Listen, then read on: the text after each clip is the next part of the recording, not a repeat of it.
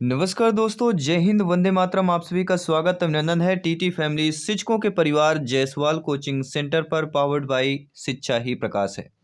दोस्तों, बात करेंगे आज की क्लास में पर्यावरण अध्ययन ईवीएस इन्वायरमेंट स्टडीज के practice paper model paper number तीसरे की बात करेंगे। इसके पहले दो practice paper model paper complete कर चुके हैं, जिसका आई बटन पे यहाँ के ऑलरेडी आपको लिंक दे दिया गया है, प्लेलिस्ट दे दिया गया है। प्रत्येक प्लेलिस्ट, प्रत्येक प्रैक्टिस पेपर इंपॉर्टेंट है। साथ ही साथ CDP child development and pedagogy का प्रैक्टिस पेपर चल रहा है, तो आपको ऑलरेडी प्लेलिस्ट प्रैक्टिस पेपर का बना दिया गया है। तो चलिए इस पर टॉप 30 समस्त निचोड़ जानेंगे। आपके 30 प्रश्न संभावित प्रश्न हो सकते हैं, तो ये आपको कमेंट करके बताना है कि 30 में से आप लोगों का स्कोर क्या है इस प्रैक्टिस पेपर में, इस अभ्यास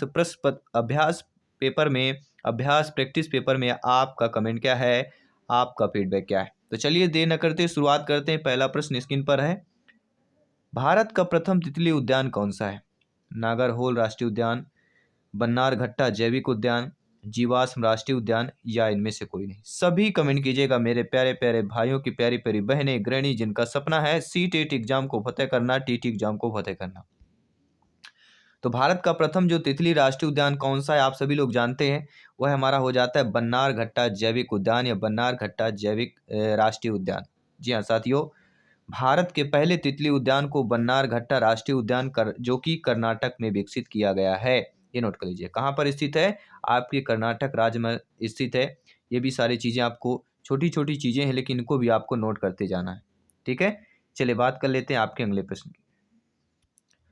दूसरा प्रश्न जो स्क्रीन पर ऑलरेडी आ चुका है, प्रश्न पूछा गया है कि निम्नलिखित में से कौन सुमेलित है? बॉम्बे नेचुरल हिस्ट्री सोसाइटी नई दिल्ली में है, भारतीय वनस्पति सर्वेक्षण कोलकाता में है, भारतीय वन्यजीव संस्थान कोयम्बटूर पर है, राष्ट्रीय वनस्पति अनुसंधान संस्थान जोधपुर पर है। तो आप सभी लोग जानते हैं जो हमारा सुमेलित है वह कि भारतीय वनस्पति सर्वेक्षण, जो कि आपके कहाँ पर है? कोलकाता पर स्थित है, पश्चिम बंगाल। बाकी बॉम्बे नेचुरल, भारतीय वन्यजीव, राष्ट्रीय वनस्पति, इनकी बात करते हैं, ये आपको कमेंट करके बताना है कि बॉम्बे नेचुरल हिस्ट्री सोसाइटी कहाँ पर है, भारतीय वन्यजीव संस्थान कहाँ पर है और राष्ट्रीय वनस्पति अनुसंधान कहाँ पर है। ये आप लोगों को कमेंट करके फीडबैक करके बताना है। आई होप आप सभी लोग कमेंट कर पाएंगे, आप सभी लोग फीडबैक कर पाएंगे। ठीक है, तो तीनों ऑप्शनों को जिक्र कर लेना है।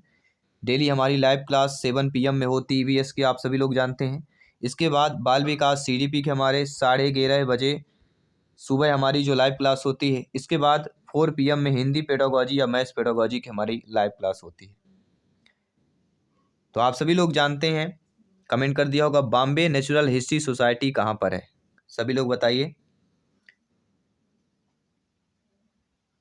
सभी लोग जानते हैं ये जो हमारा स्थित है मुंबई महाराष्ट्र पे स्थित है। और हम बात करें भारतीय वन्यजीव संस्थान की, बात करें तीसरे नंबर की, भारतीय वन्यजीव संस्थान, सभी लोग बताइए कहाँ पर है?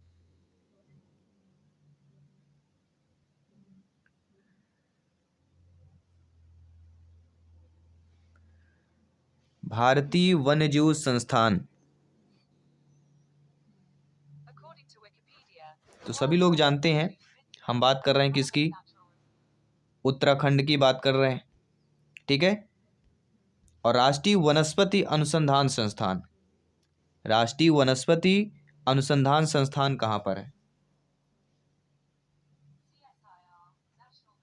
तो किसकी बात करेंगे? उत्तर प्रदेश की। ठीक है, देखिए आपको भी मौका यहाँ पे दिया जाता है, आप लोग भी कमेंट के माध्यम से, फीडबैक के माध्यम से अपना अपना फीडबैक अवश्य शेयर कीजिए, इसलिए आपको टाइम दिया जा रहा है क्योंकि लाइव क्लास है। अगला प्रश्न है, निम्नलिखित में से कौन सा नवीकरणीय ऊर्जा का स्रोत नहीं है? सभी लोग बताइए। जीवाश्म ईंधन, जल विद्युत, पवन ऊर्जा या सौर ऊर्जा की बात कर रहे हैं।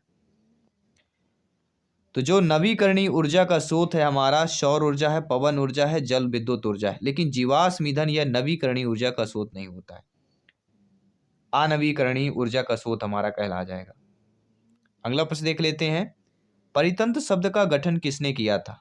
फेकल ने, हम्बोल्ट ने, टेंसले ने या ओडम ने किया था? तो परितंत्र शब्द का गठन किसने किया था? सभी लोग कमेंट कीजिएगा। हम बात करेंगे टांसले, सी वाला ऑप्शन सही हो जाएगा। कोई भी डाउट हो बेफिक्र आप लोग कमेंट कर सकते हैं। आपका एक एक कमेंट फीडबैक सुरपर है, सुरमान है। जायसवाल सर आप सभी का अभिनंदन स्वागत करते हैं। आप सभी के माता पिता को नमस्कार करते हैं। दोस्तों, भारत का सर्वाधिक वर्षा वाला स्थान कौन सा है? बेंगलोर, मैसूर, श्रीनगर, मासिमराम। सभी लोग जानते हैं मेघालय का जिक्र हो चुका है, हम बात करेंगे मासिमराम। भारत का सर्वाधिक वर्षा वाला स्थान मासिमराम कहलाता है। अगला प्रश्न है, पर्यावरण के जैविक घटक सम्मिलित हैं भूमि, वायु, पौधे या जल? तो आप सभी लोग जानते हैं, ज्ञानी सर्वव्याख्याता लोग हैं, कि पर्यावरण के जैविक घटक में जो सम्मिलित होता है, हम बात करेंगे पौधे की बात करेंगे, ट्रीज। यहाँ पे थर्ड वाला ऑप्शन हमारा सही हो जाएगा। इसके साथ आपका अगला प्रश्न है, मिनी माता रोग संबंध निम्नलिखित में से किससे है? सीडी प्रदूषण, एसओटी प्रदूषण, एचजी प्रदूषण या इनमें से कोई नहीं। प्रत्येक प्रश्न पर आपको 5 सेकंड का मौका दिया जाएगा, टाइम दिया जाएगा, क्योंकि ये लाइव क्लास है। ठीक है, तो मिनी माता रोग का संबंध निम्नलिखित में से किससे है? तो एचजी प्रदूषण से है। एचजी मतलब पारा, सभी लोग जानते हैं, इस नाम से सभी लोग वाकिफ होंगे, परिचित होंगे। अगला प्रश्न आप लोगों की स्क्रीन पर है, निम्नलिखित में से आप प्रक्षेपित शिक्षण सामग्री कौन सी है? क्या वह फिल्म स्ट्रिप है, क्या वह चार्ट है, या वह चित्र विस्तारक यंत्र एपिडायस्कोप है, या स्लाइड है? सभी लोग बताइए। देखिए, ये एक चीज समझ लेना, आप प्रक्षेपित शिक्षण सामग्री पूछा गया है, तो आप प्रक्षेपित जो शिक्षण सामग्री कहलाती वह कहलाता है चार्ट। क्या होता है? चार्ट जो होता है ये आप प्रक्षेपित शिक्षण सामग्री है। लेकिन जो फिल्म स्ट्रिप होता है, चित्र विस्तारक यंत्र होता है, स्लाइड होते हैं, ये हमारे आपके किस में कहलाते हैं? प्रेक्षित शिक्षण सामग्री की कैटेगरी पर आ जाते हैं। अगला प्रश्न है, निम्नलिखित में से कौन सी गतिविधि पर्यावरण संरक्षण से संबंधित नहीं है? वनोन्मूलन, प्रकृति संसाधनों का संरक्षण, बृहद पौधारोपण या जलाशयों की सफाई? सभी लोग कमेंट कीजिएगा। तो आप सभी लोग जानते हैं, जो गतिविधि पर्यावरण संरक्षण से संबंधित है वह प्राकृतिक संसाधनों का संरक्षण है, बृहद पौधारोपण, अधिक से अधिक पौधों का लगाना, जलाशयों की सफाई करना, जहाँ पे पानी जमा है वहाँ पे सफाई करना। ठीक है, लेकिन वनोन्मूलन या आपके पर्यावरण संरक्षण से गतिविधि से संबंधित नहीं है। बाकी जो तीनों हैं ये गतिविधि का आप संरक्षित है, पहला नहीं है, और यही पूछा जा रहा है कि कौन सा नहीं है, इसलिए यहाँ पे वनोन्मूलन हमारा अकॉर्डिंग टू क्वेश्चन सही हो जाएगा। आइए बात कर लेते हैं आपके अगले प्रश्न की। अगला प्रश्न पूछा गया बहुत ही सिंपल साधारण भाषा में कि पर्यावरण शिक्षा में सामूहिक चर्चा से संबंधित शिक्षण विधि कौन सी है? भूमिका निर्वाह, व्याख्यान, वर्णन या विचार गोष्ठी? तो पर्यावरण शिक्षा में सामूहिक चर्चा से संबंधित जो शिक्षण विधि कहला जाती है वो हमारी व्याख्यान विधि कहलाती है। और आपके एक किसका प्रश्न हो गया? ईवीएस पेडागोजी का प्रश्न हो जाता है। ठीक है, तो नोट करते जाइएगा। अगला भी प्रश्न आपका ईवीएस पेडागोजी का है, सतत एवं व्यापक मूल्यांकन सीसीई का मुख्य उद्देश्य क्या है? विद्यालय में उपस्थित के समय बालक के प्रत्येक पहलू का मूल्यांकन करना, विद्यालय में उपस्थित के समय बालक की रुचि का मूल्यांकन करना, या कह सकते हैं विद्यालय में उपस्थित के समय बालक के ज्ञान एवं बोध का मूल्यांकन करना, विद्यालय में उपस्थित के समय बालक के कौशलों का मूल्यांकन करना। तो सतत एवं व्यापक मूल्यांकन सीसीई का मुख्य उद्देश्य क्या है? विद्यालय में उपस्थित के समय बालक के प्रत्येक पहलू का मूल्यांकन करना। पहला ऑप्शन सही हो जाएगा। नो डाउट, आई होप आप समझ गए होंगे। आइए बात करते हैं आपके अगले प्रश्न की। अगला प्रश्न है, आईईईपी का पूर्ण रूप क्या होता है? International environmental education project, international environmental education program, Indian environmental education projector, या इंडियन एनवायरमेंटल एक्स का प्रोग्राम? तो हमारा आईईईपी, जी हाँ, आई और पी का जो पूर्ण रूप होता है वह हमारा होता है इंटरनेशनल एनवायरमेंटल एजुकेशन प्रोजेक्ट। ठीक है, तो यहाँ पे जो पहला ऑप्शन दिया गया वह हमारा सही हो जाएगा। अगला प्रश्न देख लेते हैं स्क्रीन पर क्या पूछा जा रहा है। प्रश्न बहुत इंटरेस्टेड है, ध्यान दीजिएगा। पर्यावरण अध्ययन शिक्षण के दौरान विद्यार्थियों, शिक्षार्थी, बालक बालिका की शैक्षिक उपलब्धियों को देखने के लिए निम्नलिखित में से किस आकलन सूचक का प्रयोग नहीं किया जाना चाहिए? नेगेटिव, नकारात्मक प्रश्न है। क्या पूछा जा रहा है? पर्यावरण अध्ययन इन्वायरमेंट स्टडीज शिक्षण के दौरान विद्यार्थियों की शैक्षिक उपलब्धियों को देखने के लिए निम्नलिखित में से किस आकलन सूचक का प्रयोग पहले किया जाना चाहिए, ये जानना जरूरी है। तो अवलोकन करना, चर्चा करना, प्रयोग करना, ये किया जाना चाहिए। और क्या नहीं किया जाना चाहिए? उपचारात्मक शिक्षण नहीं करना चाहिए, क्योंकि यहां पर विद्यार्थियों के शैक्षिक उपलब्धियों को देखना है। तो आप जो है उपचारात्मक शिक्षण नहीं करेंगे, आप क्या करेंगे? चर्चा करेंगे, अवलोकन करेंगे, प्रयोग करेंगे। तो अकॉर्डिंग टू क्वेश्चन क्या पूछा जा रहा है? क्या प्रयोग नहीं करेंगे? उपचारात्मक शिक्षण प्रयोग नहीं करेंगे, इसलिए डी ऑप्शन सही हो जाएगा। अगला प्रश्न है, आई होप अगर एग्जाम में आएगा तो आपसे A to Z 100% बनेगा। निम्नलिखित में से कौन सी विशेषता अच्छे शिक्षण की नहीं है? अच्छा शिक्षण किया आधारित होना चाहिए, अच्छा शिक्षण लोकतांत्रिक होता है, अच्छा शिक्षण मूल आधारित नहीं होता है, अच्छा शिक्षण सुव्यवस्थित निश्चित उद्देश्य मुक्त होना। तो आप सभी लोग जानते हैं जो अच्छे विशेषण होना चाहिए वह क्या है? अच्छा शिक्षण क्रिया आधारित होना चाहिए, अच्छा शिक्षण लोकतांत्रिक होता है, अच्छा शिक्षण सुव्यवस्थित निश्चित उद्देश्य युक्त होता है। लेकिन अच्छे शिक्षण की क्या विशेषता नहीं है कि अच्छा शिक्षण मूल आधारित नहीं होता, यह गलत है। क्योंकि अच्छा शिक्षण होगा तो मूल आधारित अवश्य होगा। कोई भी चीज अच्छा होगा तो कहीं ना कहीं वो मूल्यवान होता है। ठीक है, तो अकॉर्डिंग टू क्वेश्चन हमारा जो सी ऑप्शन दिया गया वह सही हो जाएगा। नो डाउट, आई होप आप समझ गए होंगे। आइए बात करते हैं अगले प्रश्न की।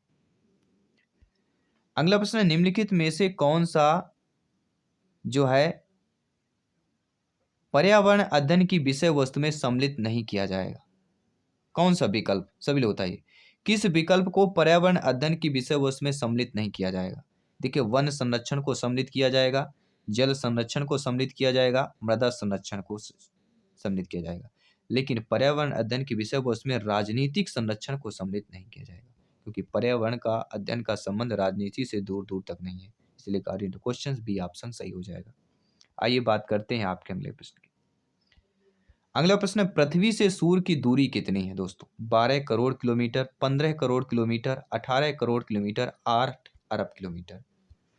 तो 14.7 कुछ आपके करोड़ किलोमीटर है, जिसे हम डायरेक्टली 15 करोड़ किलोमीटर के लगभग आंकते हैं। बी वाला ऑप्शन सही हो जाएगा। आई होप आप समझ गए होंगे। जी हाँ, सूर्य से पृथ्वी की औसत दूरी लगभग आपके 14 करोड़ 76 लाख के आसपास आंकी गई है। और अगर मील में प्रश्न आता है तो भी आपका लिखा हुआ है। और यह भी प्रश्न जान लीजिए, सूर्य से पृथ्वी पर प्रकाश को आने में कितने मिनट का समय लगता है? 8 मिनट 6 या 8 मिनट 3 सेकंड का समय लगता है, 8.3 मिनट का समय लगता है। और इसी प्रकाशीय ऊर्जा से प्रकाश संश्लेषण नामक एक महत्वपूर्ण जैव रासायनिक अभिक्रिया होती जो पृथ्वी पर जीवन का आधार है। आइए बात करते हैं अगले प्रश्न की। अगला प्रश्न है, भारत में बाल अपराध को प्रतिबंधित करने के लिए बाल श्रम निषेध विनिमय अधिनियम किस वर्ष में पारित किया गया था? 1936, 48, 85, 12। सभी कमेंट कीजिएगा मेरे प्यारे प्यारे मित्र, मेरे प्यारे प्यारे भाई बहन गृहिणी, सभी कमेंट कीजिएगा। जी हाँ, आपका एक एक कमेंट फीडबैक सर्वोपरि है, सम्मान है। जय सवाल सर, अभिनंदन, स्वागत करते हैं। सभी कमेंट कीजिएगा।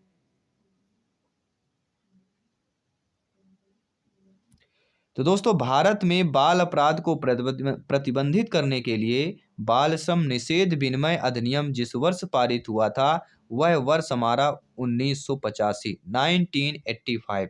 कोई भी डाउट हो बेफिक्र कमेंट कर सकते हैं। जी हाँ साथियों, अनुच्छेद 23 में खतरनाक उद्योगों में बच्चों के रोजगार को प्रतिबंधित किया गया। भारत सरकार ने बाल श्रम को समाप्त करने हेतु 1986 में बाल श्रम निषेध और विनिमय अधिनियम पारित किया, 1986। तो 1985 दिया गया है तो बिल्कुल आपको कंफ्यूज नहीं होना है। ठीक है, अगर 86 नहीं दिया गया है तो 1985 दिया है तो 1985 में करना है। बाकी अगर 86 दिया गया है तो 86 कर देना। ठीक है, ये दोनों चीजें समझ लेना है, एग्जाम में आपको बिल्कुल भ्रमित करने से संबंधित पूछ लिया जाता है। ग्रीष्म ऋतु का मुख्य वस्त्र क्या होता है? तो ग्रीष्म ऋतु का मुख्य वस्त्र क्या? वह सूती है, रेशमी है, पॉलिस्टर है या रेयान है? सभी कमेंट कीजिएगा। और वस्त्र से एक प्रश्न जरूर आएगा, ग्रीष्म ऋतु से प्रश्न आएगा, शीत ऋतु से प्रश्न आ सकता है। तो ग्रीष्म ऋतु का जो मुख्य वस्त्र होता है वह होता है सूती।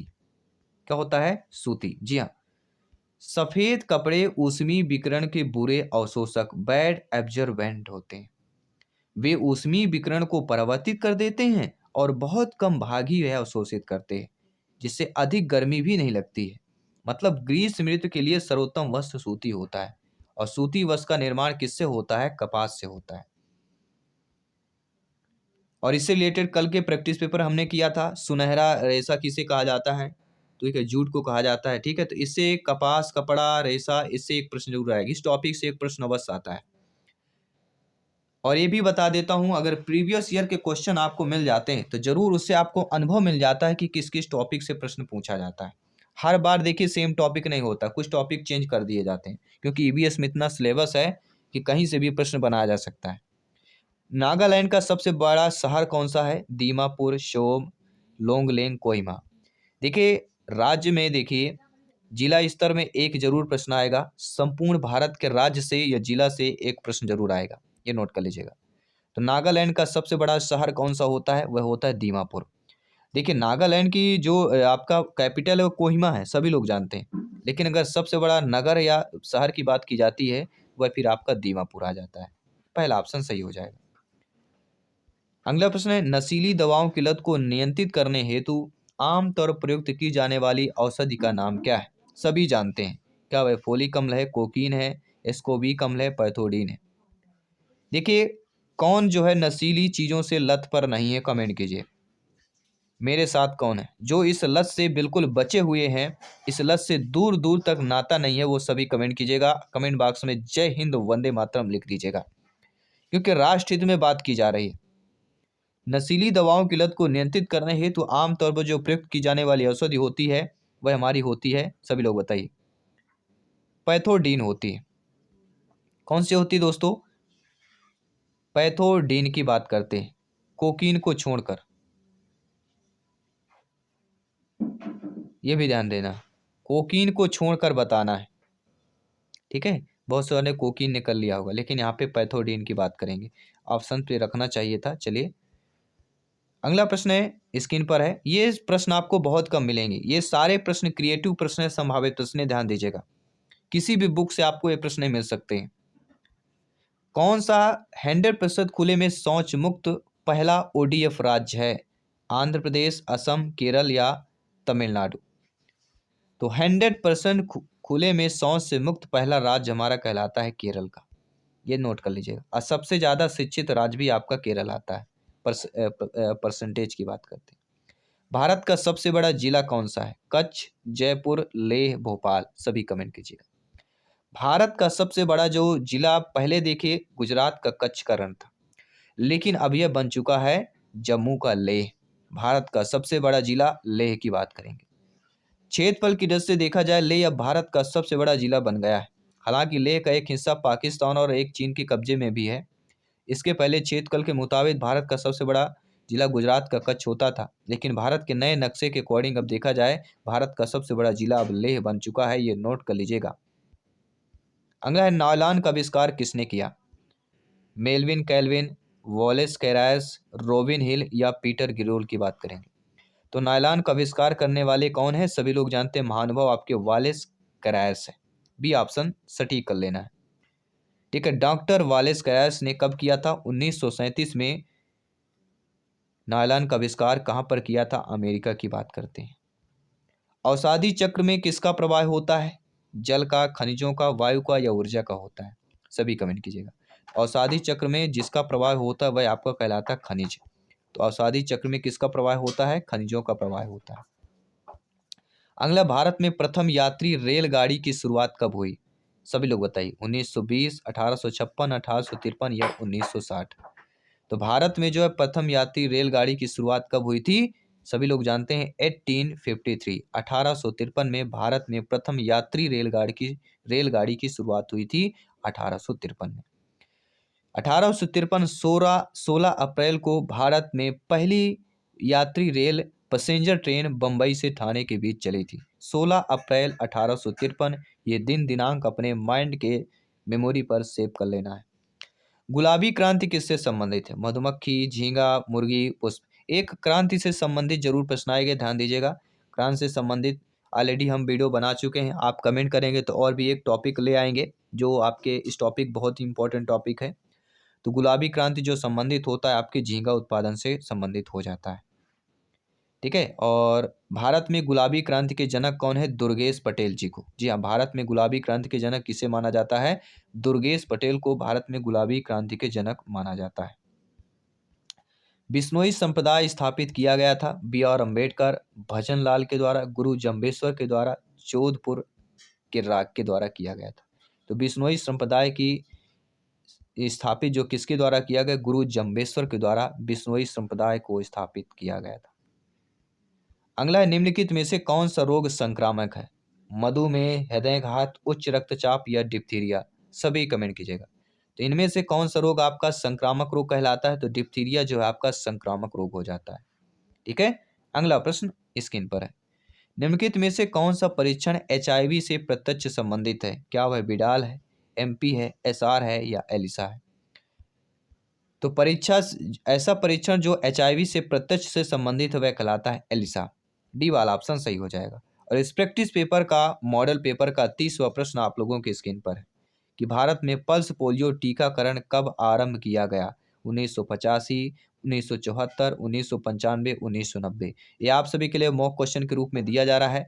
साथ ही साथ आपको कमेंट बॉक्स में बताना है इस प्रैक्टिस पेपर में 30 में से आपने कितना स्कोर प्राप्त किया, नीचे कमेंट बॉक्स में अवश्य शेयर कीजिएगा। अगर आप बाद में इस लाइव क्लास में आए हैं तो फिर से जाके देखिए, वीडियो आपको ऑलरेडी चैनल पे मिल जाएगा। वीडियो देखिए, विजिट कीजिए, अपने तैयारी को बेहतर कीजिए, अपने तैयारी को मजबूत कीजिए, अपने इरादों को मजबूत कीजिए, तब आपका एग्जाम फतेह का बिल्कुल तिरंगा फहराएगा, क्योंकि सिलेक्शन 101% सभी मित्रों का यहाँ पे सर्वोपरि तय है। तो मैं आपके साथ विजय जायसवाल मिलता हूँ आपके मॉर्निंग में 11:30 बजे के लाइव क्लास के साथ। सभी मित्रों को जय हिंद, वंदे मातरम, धन्यवाद सभी का।